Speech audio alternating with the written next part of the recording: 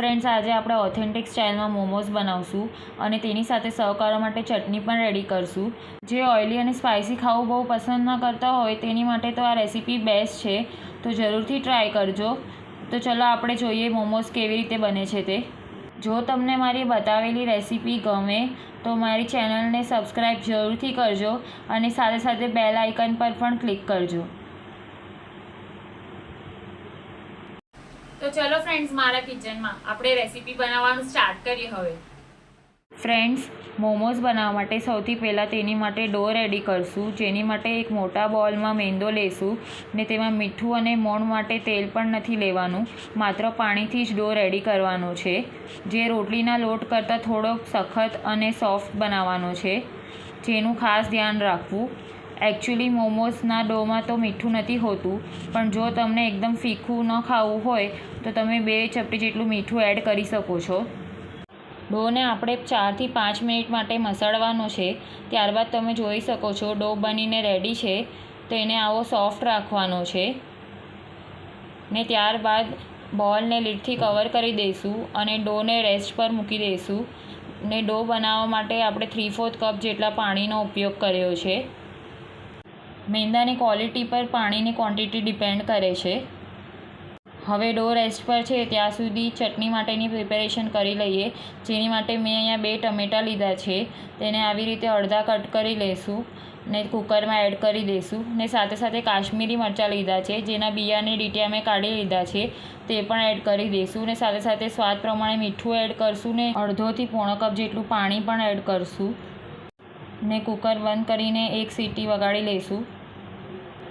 Cooker થાય ત્યાં સુધી આપણે વેજીટેબલ ચોપ કરી લઈશું. જેની માટે સૌથી પહેલાં મેં અહીંયા કોબી લીધી છે.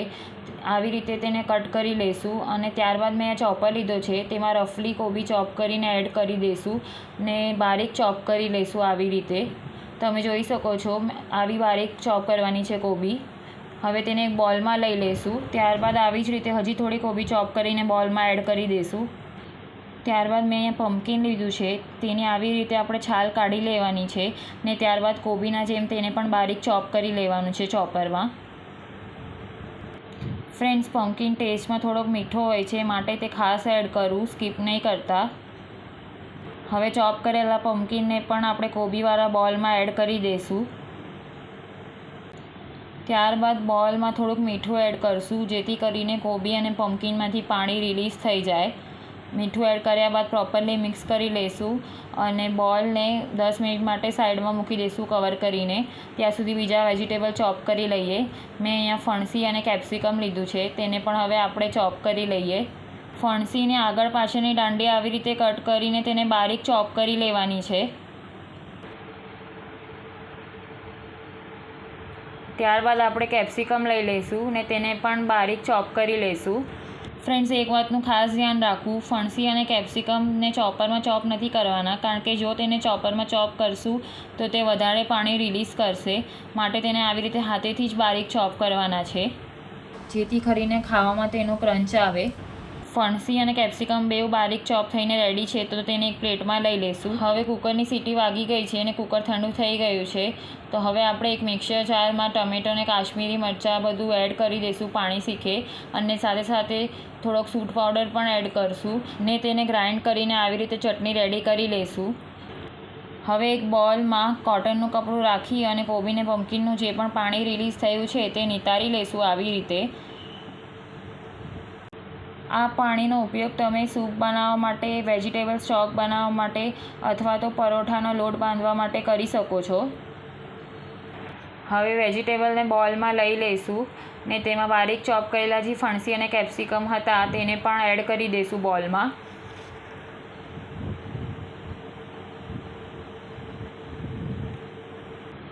ત્યારબાદ બોલમાં થોડુંક જ મીઠું એડ કરશું, ફણસી અને કેપ્સિકમના ભાગ જેટલું, અને સાથે સાથે તીખાશ માટે મરી પાવડર એડ કરશું ને સાથે સાથે થોડોક સૂંઠ પાવડર પણ એડ કરશું અને બધું પ્રોપરલી ચમચીથી મિક્સ કરી લઈશું.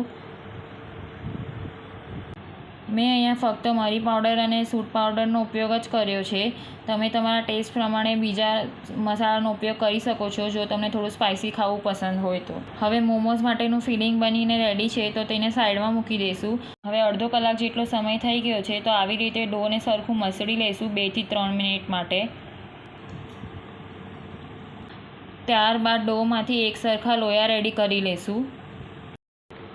જો ડો પ્રોપરલી મસળાયેલો હશે તો જ્યારે મોમોઝ બનાવવા માટે આપણે મોટી રોટલી વણશું તો રોટલી સિંક નહીં થાય. આપણે જે ડો રેડી કર્યો છે તેમાંથી મોટી રોટલી વણવા માટે એક સરખા 6 લોયા બનીને રેડી થયા છે. હવે આપણે લોયા પર બ્રશથી થોડુંક ઓઇલ લગાડી દઈશું અને સૂકો મેંદો છાંટી દઈશું જેથી કરીને લોયા એકબીજા સાથે ચોંટી ન જાય અને રોટલી પ્રોપરલી વણી શકીએ. અને હવે હાથેથી થોડુંક મિક્સ કરી લઈશું લોયાને આવી રીતે. હવે એક લોયો લઈને એક મોટી રોટલી વણશું. એક વાતનું ખાસ ધ્યાન રાખવું, રોટલી વણતી વખતે બાકીના જે લોયા છે તેને આપણે ઢાંકીને રાખવાના જેથી કરીને તે સુકાઈ ન જાય. હવે મેં અહીંયા એક મોટી રોટલી વણી લીધી છે જેની થિકનેસ હું તમને દેખાડી રહી છું. તમે જોઈ શકો છો રોટલીની થિકનેસ આવી રાખવાની છે. તમે જોઈ શકો છો રોટલી આપણે એકદમ ઇઝીલી વણાઈ ગઈ છે, જરાય પણ ખેંચાઈ નથી. મોમોઝનું ફિલિંગ ભરવા માટે એક સરખી પૂરી મોટી વણેલી રોટલીમાંથી કટ કરી લઈશું જેની માટે મેં અહીંયા એક વાટકો લીધો છે. તમારી પાસે કૂકી કટર અથવા તો બીજો કોઈ બી વાટકો અથવા તો ડબ્બીનો ઢાંકણો હોય તો તમે તેનો ઉપયોગ પણ કરી શકો છો. આવી રીતે એક મોટી વણેલી રોટલીમાંથી મેં 3 મીડિયમ સાઇઝની પૂરી બનાવીને રેડી કરી છે. બાકીની જે એક્સ્ટ્રા કિનારી રહી ગઈ છે તેને આપણે રીયુઝ કરી લઈશું. હવે આવી રીતે એક પૂરી લઈ લઈશું ને તેમાં જે ફિલિંગ રેડી કર્યું છે તે 1 ચમચી જેટલું એડ કરી દઈશું. હવે પૂરીના ફરતે આપણે પાણીવાળી આંગળી ફેરવી લઈશું જેથી કરીને આપણે પૂરીને બરાબર સ્ટીક કરી શકીએ.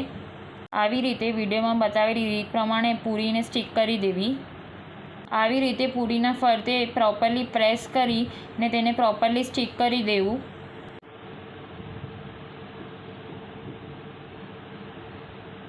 તમે જોઈ શકો છો પ્રોપરલી બધી બાજુ સ્ટીક થઈ ગઈ છે.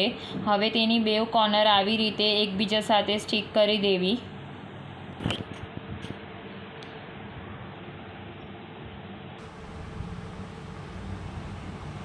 તમે જોઈ શકો છો આપણા મોમોઝ ફિલ થઈને રેડી છે.